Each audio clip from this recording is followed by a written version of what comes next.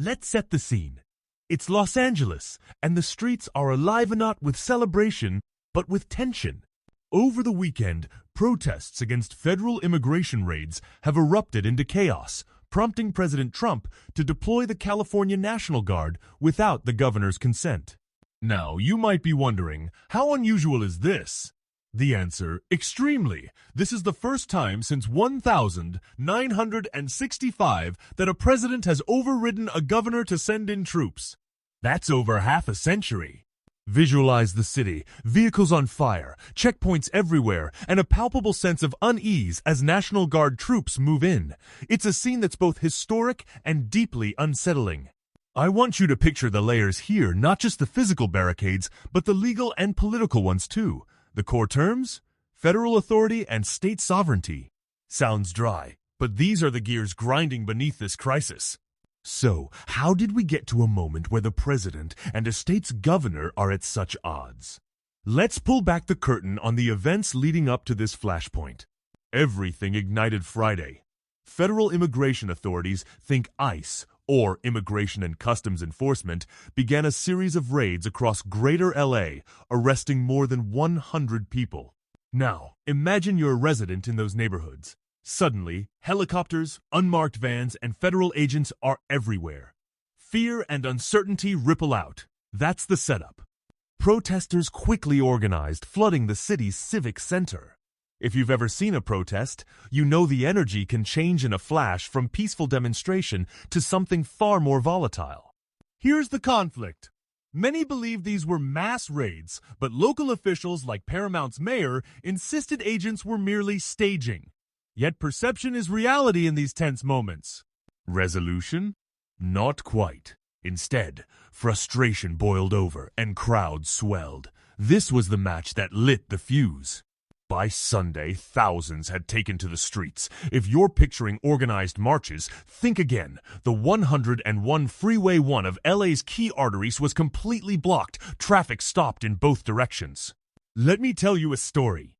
As law enforcement tried to disperse crowds, an electric scooter was hurled off an overpass. It crashed into a highway patrol car, which was then set ablaze smoke billowing above downtown.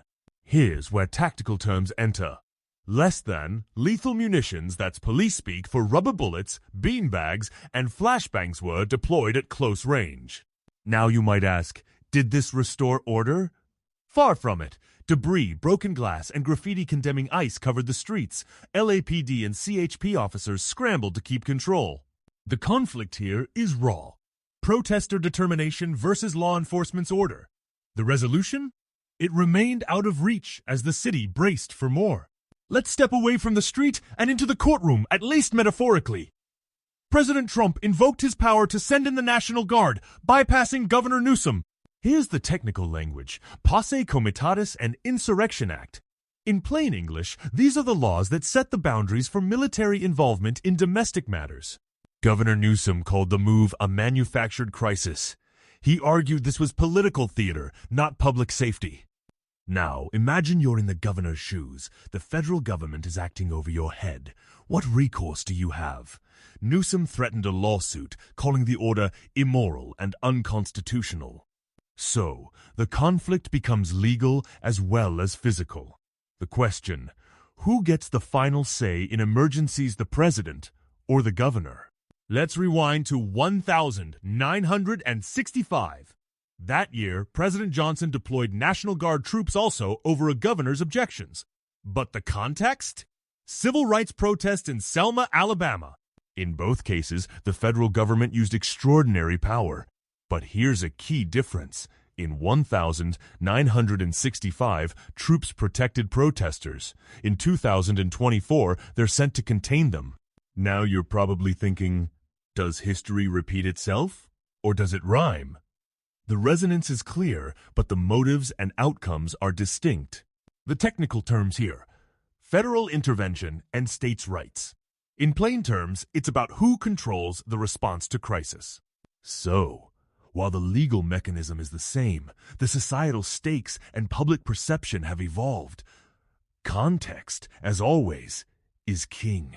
On the ground, it's not just about orders from above. Law enforcement, LAPD, CHP, sheriff's deputies face real, immediate dangers. Their tools? Crowd control tactics and incident command systems. Imagine you're an officer. You're trying to keep peace, but every action is scrutinized, filmed, and debated in real time. One wrong move can escalate the entire event. Let me walk you through a moment. A protester on a motorcycle tries to break through a police line. Officers respond instantly detaining, arresting, and restoring the skirmish line. Here's the conflict: keeping order without tipping into excessive force. The technical dilemma is proportional response. How much force is too much? Ultimately, law enforcement must balance public safety and civil liberties, a high-wire act with no easy answers. Let's talk about the role of the media. News, crews, live reports, viral social videos, these shape how the world sees the crisis. Two terms to know: agenda, setting, and framing. Media doesn't just report facts, it selects which facts matter. Is the focus on protesters' grievances or the destruction in the streets? Now you might be saying, but aren't journalists just observers? In reality, their choices influence public opinion and even policy responses. Let me tell you, I've seen peaceful protests look like riots on TV and vice versa. The lens matters. Resolution comes when we, as consumers, learn to question and analyze what we see, separating facts from framing. Behind every headline are real people. Residents in affected neighborhoods have faced lockdowns, fear, and uncertainty. Two terms: collective trauma and social cohesion. Imagine waking up to helicopters, barricades, and sirens. It's not just inconvenience, it's a threat to the fabric of daily life. Now, you might be wondering, how do people cope? Some neighbors band together, supporting each other. Others withdraw, scared to even leave home. Let me share. In times of crisis, communities can fracture or become stronger. The outcome often depends on leadership and trust. Resolution for the community means rebuilding that trust between citizens, police, and government. So what happens next? Governor Newsom has announced plans to sue the Trump administration. The legal terms: injunction, a court order to stop an action and constitutional challenge. Now you might be thinking, is this just political theater or does it have teeth? Lawsuits like this can set major precedents, altering the balance of federal and state power for years. Imagine a judge ruling that the president overstepped this could limit executive authority nationwide. Or, if the administration wins, it could embolden future interventions. Let me pose a rhetorical question. Are we witnessing a blip or the start of a new era in federal-state relations? The outcome of these lawsuits may shape how America responds to protests and crises in the future. As we reflect on LA's turbulence, what lessons can we draw? Two concepts: resilience, the ability to bounce back, and crisis management. Whether you're a policymaker, a protester, or just a concerned citizen, these moments force us to ask hard questions about power, rights, and responsibility. Now, you might wonder, can we find a better way to resolve conflict? History suggests only through dialogue, transparency, and respect for the law. Let me leave you with this. In every crisis, there's an opportunity not just to mend fences, but to strengthen our democracy. Thanks for joining me as we unpack the events in Los Angeles. Stay informed, stay engaged, and keep questioning what you hear and see.